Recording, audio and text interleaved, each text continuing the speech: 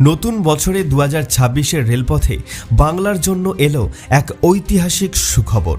দেশের প্রথম Vande Bharat sleeper train পেতে চলেছে বাংলা।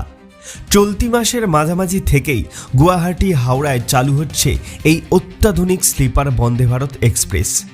দীর্ঘ দূরত্বে রাতের যাত্রায় যাত্রীদের স্বাচ্ছন্দ্য নিশ্চিত করতে এই ট্রেনে থাকছে আধুনিক স্লিপার কোচ, উন্নত আলো বাতাসের ব্যবস্থা এবং সর্বাধুনিক নিরাপত্তা প্রযুক্তি। পরীক্ষামূলক চলাচলের সময় ট্রেনের স্থিতিশীলতা যাচাই করতে অভিনব পরীক্ষা চালানো হয়। একটি গ্লাসে জল রেখে ট্রেন চালানো হলেও জল এক ফোঁটাও ছলকায়নি, যা ট্রেনের ঝাঁকুনিহীন ও মসৃণ গতির স্পষ্ট প্রমাণ। রেল সূত্রে জানা গিয়েছে, এই প্রিমিয়ার পরিষেবার ভাড়া রাখা হবে সাধারণ যাত্রীদের সাধ্যের মধ্যেই।